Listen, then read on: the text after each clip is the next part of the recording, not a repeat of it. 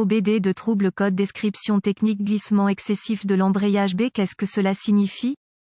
Ce code de diagnostic DTC est un code de groupe motopropulseur générique et s'applique à de nombreux véhicules OBD de 1996 plus récents. Cela peut inclure, mais sans s'y limiter, les véhicules de Volkswagen, Porsche, Honda, Audi, Acura, etc. Bien que génériques, les étapes de réparation exactes peuvent varier selon l'année, la marque, le modèle et la configuration du groupe motopropulseur. Si votre véhicule a enregistré un code P081E, cela signifie que le module de commande du groupe motopropulseur PCM a reçu un signal d'entrée de données des capteurs de vitesse d'entrée et de sortie qui indique que l'embrayage glisse excessivement. L'embrayage de dénotation B indique que le véhicule est équipé d'un capteur de position d'embrayage pédale CPPS qui fonctionne de manière similaire à un capteur de position de papillon TPS. Le module de commande de transmission TCM peut être une unité autonome mais est le plus souvent intégré dans un boîtier unique avec le module de commande du moteur ECM. C'est ce qu'on appelle le PCM. Le PCM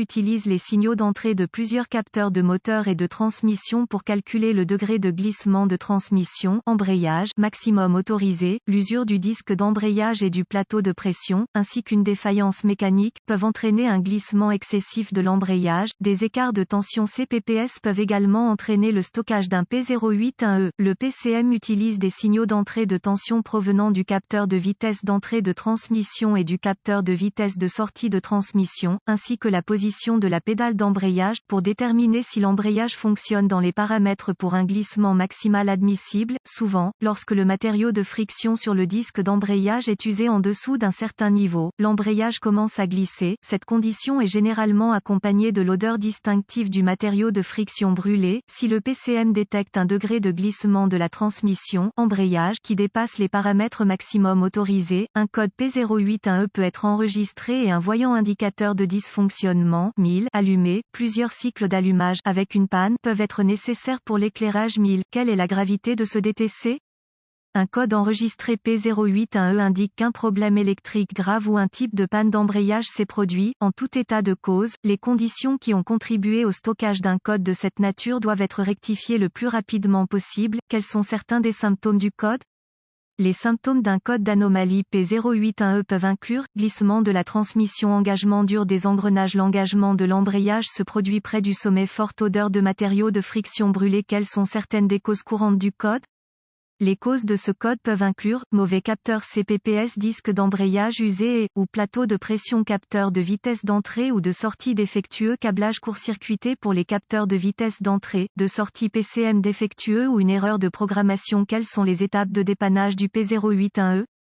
Avant d'essayer de diagnostiquer un P081E, assurez-vous que l'embrayage, le plateau de pression et le roulement de débrayage fonctionnent correctement. Vous voudrez également vérifier les bras et les bagues d'embrayage ainsi que l'hydraulique d'embrayage. Le cas échéant, un scanner de diagnostic, un voltomètre numérique DVOM et une source d'information de diagnostic spécifique au véhicule seront nécessaires pour diagnostiquer un code P081E. Un oscilloscope peut également être utile lors de la tentative de diagnostic des dysfonctionnements des capteurs de vitesse d'entrée et de sortie. La tension de sortie CPPS peut également être surveillée à l'aide du DVOM ou de l'oscilloscope. Ce dernier est plus efficace pour la détection des pics de tension et des pépins. Vous pouvez utiliser votre source d'information sur les véhicules pour localiser un bulletin de service technique BST qui correspond à l'année, la marque et le modèle du véhicule, ainsi que la taille du moteur, les codes enregistrés et les symptômes présentés. Si vous en trouvez un, il pourrait fournir des informations de diagnostic utiles. L'embrayage fonctionnant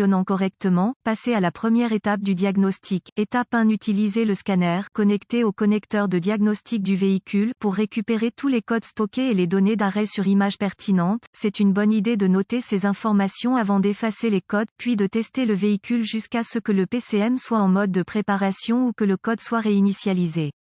Si le PCM passe en mode de préparation à ce moment, le code est intermittent et peut être beaucoup plus difficile à diagnostiquer. Si tel est le cas, les conditions qui ont contribué au stockage du code peuvent devoir s'aggraver avant qu'un diagnostic précis puisse être établi. Étape 2. Si le code est immédiatement réinitialisé, l'étape suivante de votre diagnostic nécessitera que vous recherchiez dans la source d'information de votre véhicule des organigrammes de diagnostic, des diagrammes de brochage de connecteurs, des vues de face de connecteurs et des procédures, spécifications fonction de test de composants. Étape 3. Utiliser le DVOM pour tester la tension, la masse et le signal au capteur de vitesse d'entrée et de sortie de transmission, clé en marche et moteur éteint. Les circuits des capteurs de vitesse d'entrée et de sortie sont généralement constitués d'une tension de référence, d'un fil de signal et d'une masse. Étape 4. Utiliser l'oscilloscope connecté au circuit de signal et à la masse pour vérifier les pointes et les parasites dans la plage de signal CPPS. La plupart des codes de glissement de l'embrayage B peuvent être attribués à une défaillance CPPS.